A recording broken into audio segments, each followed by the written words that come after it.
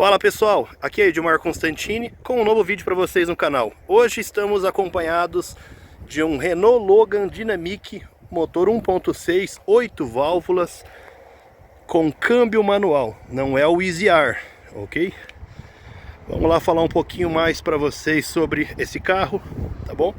Mostrar aqui para vocês a frente do veículo. Vocês podem ver que ele tem um farol ali bem bonito. Vou dar uma aproximada para vocês terem uma ideia. Com dois tipos de projetores aqui, ó, certo? A seta conjugada mais adentro um pouquinho. E também conta com o farol de milha.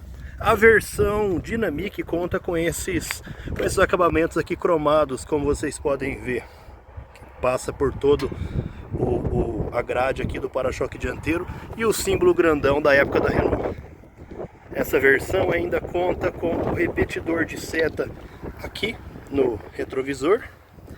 Essa faixa lateral não é de fábrica, foi colocada posteriormente. Rodas de liga leve aro 15 com pneus 185, 65 com aro 15. Traseira aqui também. A traseira dele não tem muita diferença. O que é de fábrica nesse veículo são os sensores de estacionamento, como vocês podem ver aqui. E o embleminha dizendo 1.6. Tome cuidado comigo na rodovia. Vamos lá, vamos mostrar um pouco da interna desse carro. O compartimento de abrir o combustível aqui, a portinhola do combustível, tem uma abertura interna. Assim como o porta-malas também tem a opção de abertura interna ou na chave por aqui. Ele não tem botão aqui no caso. Vamos começar então da parte interna aqui, mostrando como o motorista é saudado. Ao abrir o carro, ele conta com essa soleira aqui da Renault, tá certo? Os adesivinhos ali de indicativo de pressão de óleo. A porta tem um acabamento, é um plástico simples, não é tão áspero, mas é tudo plástico, a porta toda. Já tem um alto-falante ali, os dois comandos dos vidros elétricos dianteiros estão aqui. O banco do Logan, para ser bem sincero, não é dos mais confortáveis. Mas ainda assim ele conta com regulagem de altura e de inclinação aqui do banco, como é comum para todos os carros. Vamos avançar um pouquinho e vamos entrar aqui no veículo. Pessoal, então entrando no veículo, vocês devem estar vendo nesse momento aqui as luzes piscando, mas de fato elas não estão. Quando eu aproximo ela para, né? A luz do freio de mão que fica permanentemente ligada, ela apagou agora porque faz um tempo já que eu tô com a porta aberta. Então eu sou saudado com essas luzes indicativas. Aqui eu tenho a luz do freio de mão. Aqui, o indicativo de portas abertas. E o indicativo ali para anomalia de algum sistema da injeção eletrônica. Assim que o carro é ligado, ele deve desaparecer. Vamos lá então dar uma partida no carro. Esse carro hoje está com 124 mil quilômetros rodados. Está abastecido aqui no etanol. Dando a partida no carro, apagou a luz de anomalia, permaneceu da porta aberta. Eu vou fechar a porta. Ela vai fechar também. Vou baixar o vidro para iluminar um pouco mais aqui pra gente. Então o vidro dianteiro é elétrico e o traseiro, eu já falo um pouco desse ar digital, mas o traseiro é aqui, ó, economia, sei lá por quê, porque não deixou na porta, ó. Então acionando, ele vai abrir aqui e abrir o do outro lado. Eu vou deixar tudo aberto. Pessoal, então vamos lá mostrar para vocês as funções do computador de bordo. Aqui na aleta de acionar o limpador de para-brisas tem esse botão, como vocês podem ver, ó, ele é acionado aqui, aperto. Então vamos lá.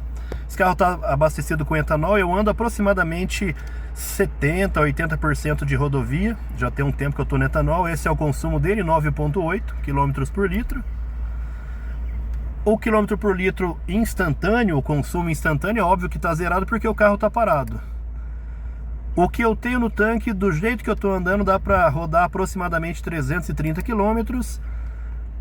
Desde a última vez que eu zerei esse odômetro, ele rodou 937 km. A média de velocidade rodada a 43,4 km por hora. E novamente aqui o odômetro total do veículo, 124 mil quilômetros rodados. O farol desse carro eu ligo girando essa primeira aleta aqui, ó, meia luz, farol. Ele vai avisar ali que o farol está aceso. Ainda nessa mesma aleta aqui, nessa segunda parte, como vocês podem ver aqui no meu dedo, ó, se eu girar aqui, eu tenho o farol de milha. Ele já acusou lá, ó. Eu vou apagar para vocês olharem lá na ponta do meu dedo, ó. Farol de milha. Agora tá tudo ligado. Seta, ele avisa para um lado ou para o outro, obviamente. O alerta do carro aqui, certo? As portas travam automaticamente, se eu não me engano, a 10 km por hora. Travam e o destravamento pode ser feito tanto por aqui quanto se eu puxar essa alavanca para abrir o carro. Ela vai destravar automaticamente.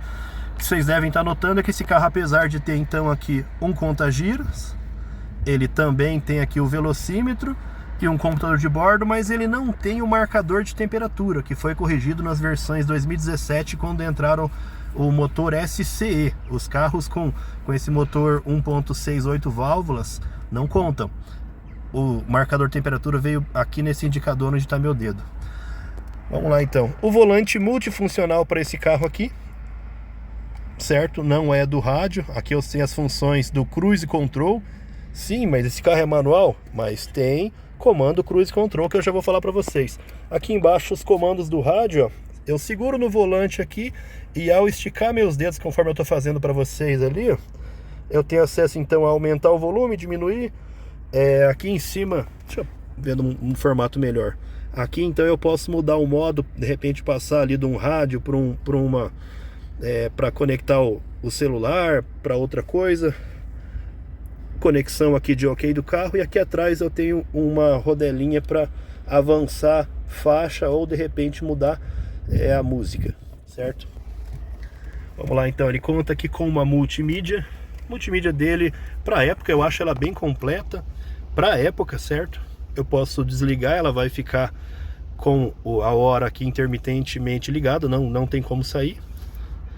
Ligo ela novamente, eu tenho a opção aqui de rádio. Ela até que é uma multimídia, eu ia falar que era rápido, demorou uma vida para entrar aqui, ó. Eu volto para a tela principal, ó. Mídia, ele vai conectar ou o meu pendrive, conforme está aqui, ó, USB, aqui no meu indicador, ó. O meu celular estava conectado até agora. Se eu quisesse ouvir a música do celular, eu entraria aqui nesse campo da BT, certo? Vou deixar aqui no USB novamente para não atrapalhar a filmagem. Volto para a área de trabalho. Eu posso conectar aqui o meu telefone, fazer ligações, e a conexão dele é muito boa, tá ok, pessoal? Vocês podem ver que ele mostra a quantidade de redes aqui do meu telefone e a bateria do meu telefone, a temperatura e a hora. Algumas configurações, um GPS que é extremamente desatualizado. Por mais que você atualize lá tem um campo para você atualizar de graça. Eles lançam aproximadamente uma atualização por ano, mas ainda assim, certas ruas que mudaram há muito tempo, ele não atualiza facilmente. E tem um sistema legal que é esse Driving Echo, só para mostrar para vocês, ó. Ele indica conforme eu estou dirigindo, ó. Se eu estou acelerando de repente mais bruscamente, ele me dá estrelinhas ou tiram, certo? Troca de marchas. O carro tem um indicador de troca de marcha. Se eu trocar de marcha na hora certa, eu ganho algumas estrelinhas. Antecipação. Tem um quebra-mola ali na frente. Se de repente eu tirar o pé previamente do acelerador e deixar o carro ir no embalo, assim, tentando otimizar o consumo, eu ganho estrelinhas. Então, Eco Coaching aqui, ele vai explicar o que eu posso fazer para de repente melhorar os meus números, e um relatório de viagem, que são os mesmos que nós já vimos aqui no computador de bordo, mas aqui numa tela maior, ó. Então, desde que eu zerei, eu rodei 937 km, um dia, 2 horas e 3 minutos, a última vez que foi mexido aqui. Consumo médio então 9.8, velocidade média, e a distância sem consumo ele acaba avisando, certo? Continuando aqui no informativo do console, pessoal, ele conta com um ar digital. Eu vou ter que dar uma partida no carro. O carro havia desligado, então eu vou dar nova partida aqui no veículo. Então eu tenho a opção de temperatura aqui do 26 ou totalmente quente, do 18 ao mais frio. Girando aqui eu posso controlar ele de forma... Ela é digital e analógica ao mesmo tempo. Aqui os botões eu posso colocar o máximo para o para-brisa, desembaçador traseiro, aonde eu quero jogar o ar, para cima, para mim ou para os meus pés. Recirculação, usar o ar de dentro. Acionar o ar-condicionado. Incrivelmente esse ar-condicionado é acionado quando o botão é desligado e não ligado. A luz está acesa, está desligado. E aqui a velocidade, ele tem muita velocidade, pessoal, ó. 1, 2, 3, 4, 5, 6, 7, 8, 9 velocidades aqui para o ventilador. Os comandos do vidro elétrico traseiro. Aqui eu posso travar as portas traseiras do carro. As portas não, desculpe, o vidro traseiro. Aqui é o que é incrível nesse veículo, pessoal. Ele conta com um sistema de cruise control e limitador de velocidade. Olha, vocês podem ver que não tem nada ali no painel.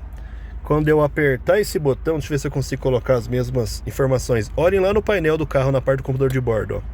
Ele apareceu uma luzinha aqui embaixo, ó. Cruise. Aqui, pessoal, eu consigo acelerar esse carro andando a partir de 30 km por hora, e da segunda marcha já eu acelero, aumento a velocidade ou diminuo a velocidade. Tudo por aqui, ó. Ele não vai mudar lá porque o carro tá parado. Ah, eu quero desabilitar porque eu tô vendo que tem um obstáculo ali, ó. Eu posso apertar esse botão para baixo, ou ao acionar o pedal do freio, ele é desabilitado automaticamente o sistema de aceleração. Eu desabilitei por algum motivo e quero retomar. Ele vai parar lá de repente, sei lá, 100 por hora. Eu posso apertar para cima, ele retoma a velocidade no 100 por hora, ou eu posso, a partir da velocidade que eu tô, só acelerar ou diminuir. Ele não freia o carro, pessoal. Vamos imaginar que eu coloquei a 100 km por hora esse cruise control, e numa descida o carro está embalando bastante. Ele não vai segurar o carro, como alguns carros automáticos fazem.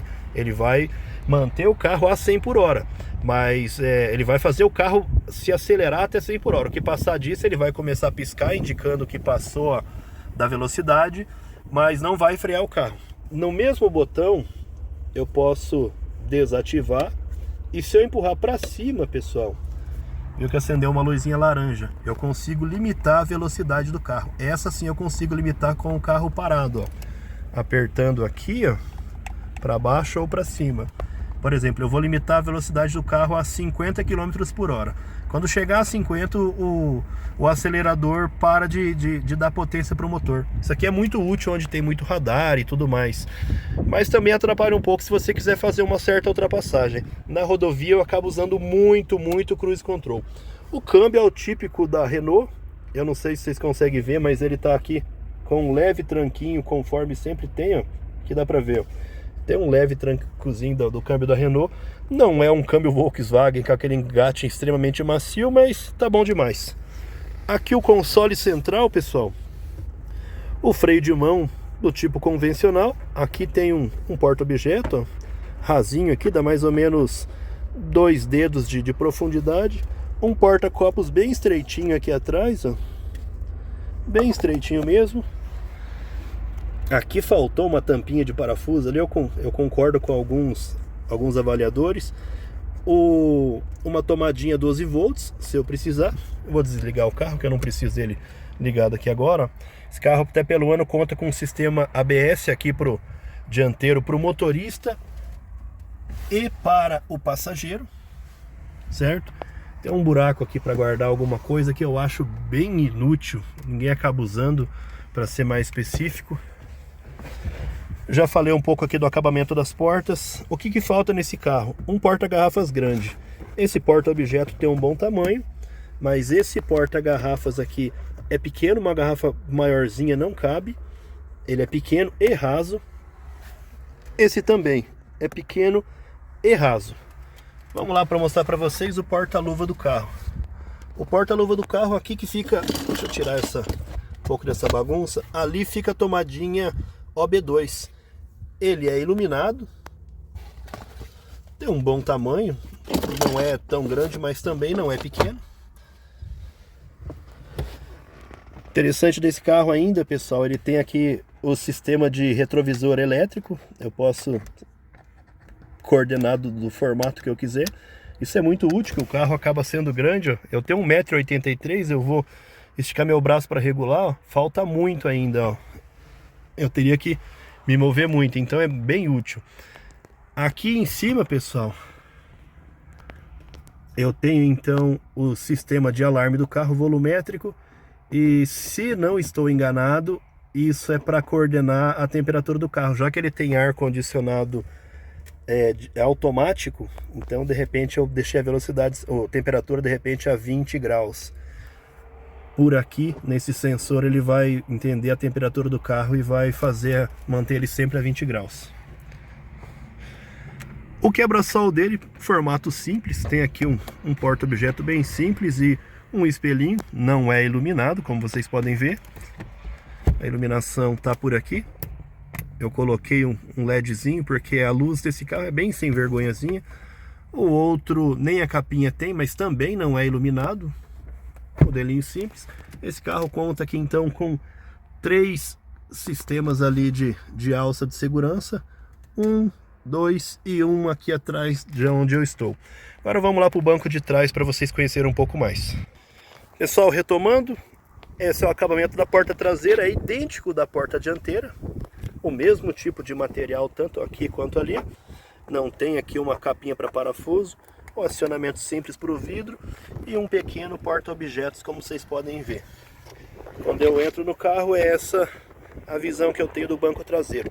Eu não movimentei o banco dianteiro, está regulado para mim, eu tenho 1,83 m. Eu vou entrar.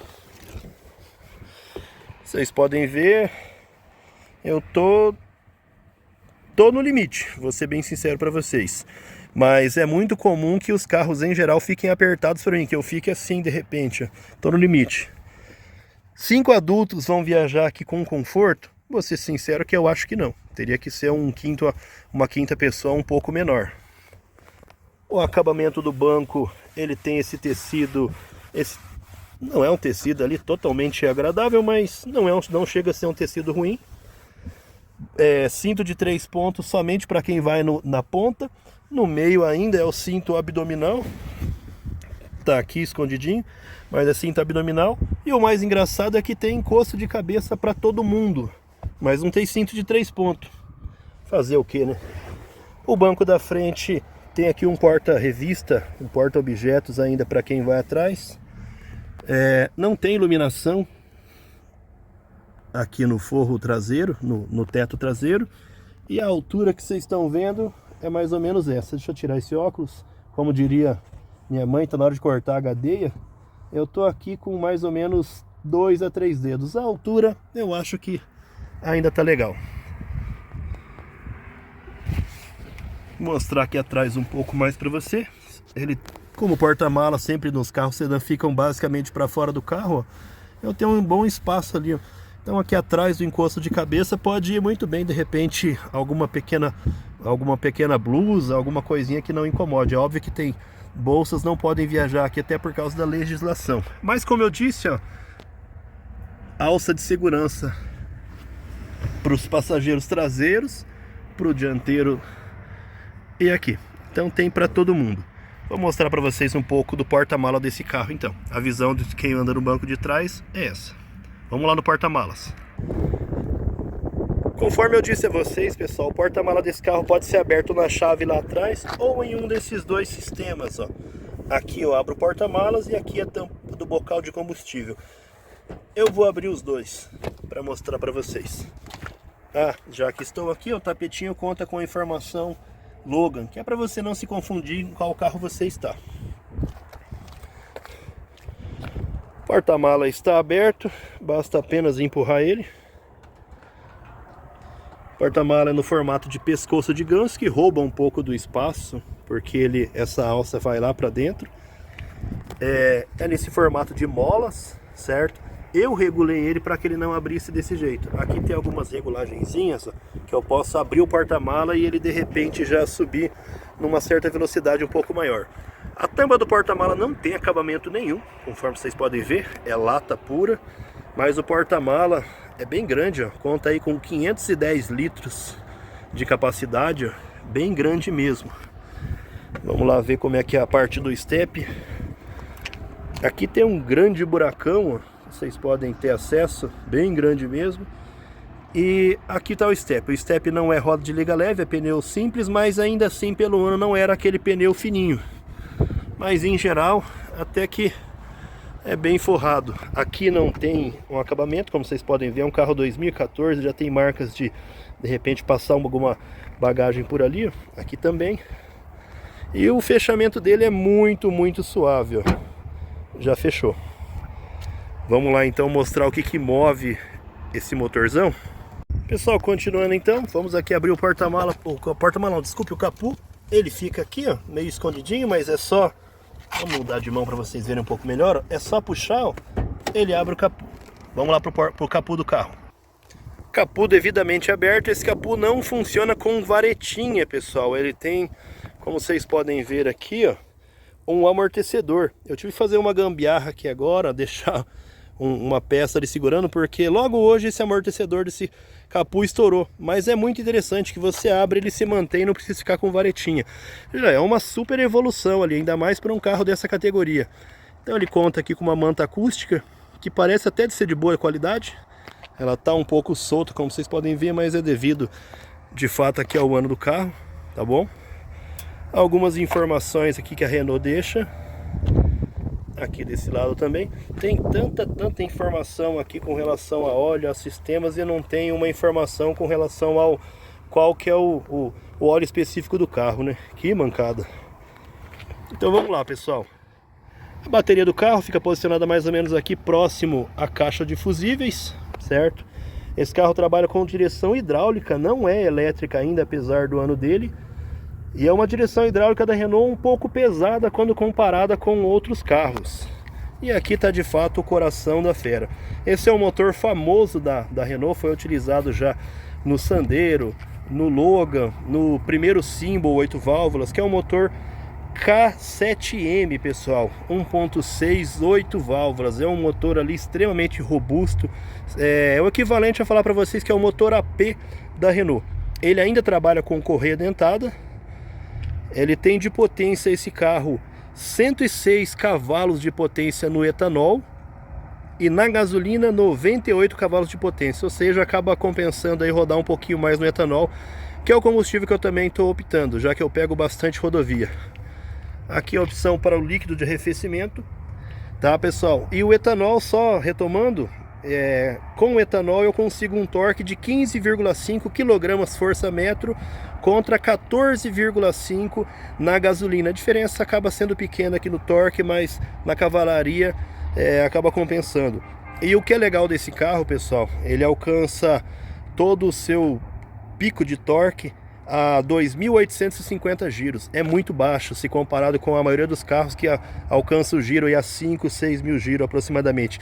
E esse carro é muito leve, ele pesa apenas 1.070 quilos, o que eu acho pouco se comparado para os carros de época. E é um motor barato de manter e tem um consumo até interessante. Em rodovias, viajando no etanol, eu já cheguei a fazer médias de até 11,2 quilômetros por litro no etanol, 11,2 no etanol, e na gasolina o meu máximo foi 15,5. Só cidade, aproximadamente 8, 8,5 no etanol, para ser jogando limites máximos, e gasolina aproximadamente 10 a 11 km por litro. Ou seja, eu acho bem vantajoso esse carro aqui no etanol.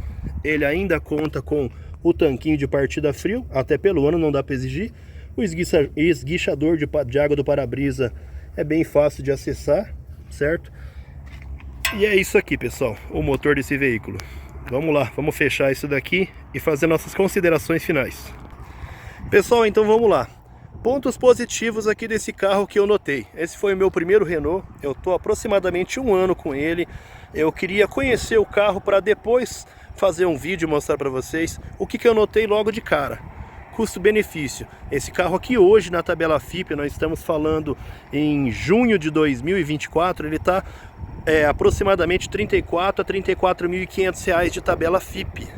Ele tem um valor baixo. Se você for olhar hoje um Polo Polo Sedan, que seria de repente um concorrente dele, ele vai estar uns 10 mil reais a mais. Se você for olhar um Siena 1.4, ele vai estar mais caro também.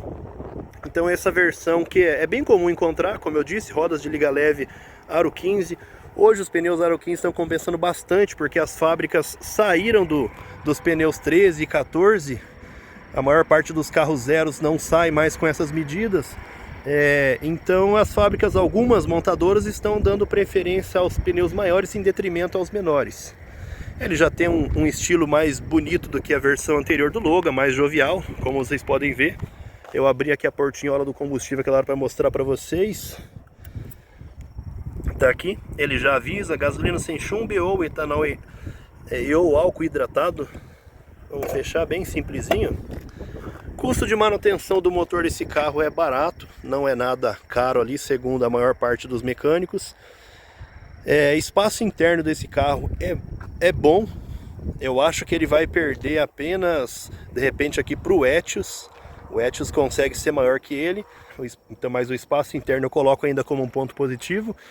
O infotenimento, pessoal, desse carro, ó. Então ele conta ainda, conforme eu disse a vocês, ó, central multimídia, ele tem ar digital, ele tem cruise control, que eu não tinha visto cruise control e limitador de velocidade em carro manual nenhum até hoje. E é um carro bem simplesão. Então são coisas ali a se considerar que são muito úteis mesmo na rodagem aí do dia a dia. Repetidor de seta, dá um ar mais misterioso e eu acho mais bonitinho do carro. Eu acho que basicamente seria isso. Pontos negativos, pessoal. Os bancos desse carro, eles são bem fininhos assim com relação à espuma. Quando você anda um tempo com ele, você acaba se acostumando. Mas quando você pega de repente um outro carro mais macio, e nem vou exigir muito, eu vou pegar por exemplo o Etios ali, que eu também tenho um. O Etios é muito mais confortável que ele na questão de bancos. Outro ponto positivo, suspensão desse carro. Ela, apesar de ser muito macia, muito confortável, ela é mais comum de dar certos defeitos ali. O pessoal reclama bastante dessa suspensão, principalmente a dianteira desse carro. Ele tem uma boa altura de solo, né? Como vocês podem ver aqui, ó, o pneu fica bem alto com relação ali ao solo. Eu acho que os pontos negativos desse carro acabam sendo poucos até. O consumo dele, apesar de ser bom, não é fantástico. Quando você compara ali com o Etios, ele fica muito para trás. Mas, dada a época do motor e o valor desse carro ali, eu acho um excelente consumo. E é isso, pessoal. Esse é um carro usado, um carro de, vamos dizer assim, de rodagem diária. Eu rodo aproximadamente hoje com esse carro em torno de 50 a 100 km todos os dias. Eu vou para a faculdade, vou para o meu trabalho. E até hoje eu troquei correia dentada desse carro, o tensor troquei previamente. E agora vou ter que trocar o amortecedor do capô. E é isso, pessoal. Muito obrigado por assistir. Quem gostou, se inscreve. Quem não gostou, se inscreve também. Dá um joinha, comente. Geralmente eu respondo todas as perguntas ali, as quais eu sei a resposta. Tiro dúvidas de todo mundo. Beleza, pessoal? Valeu, obrigado, hein?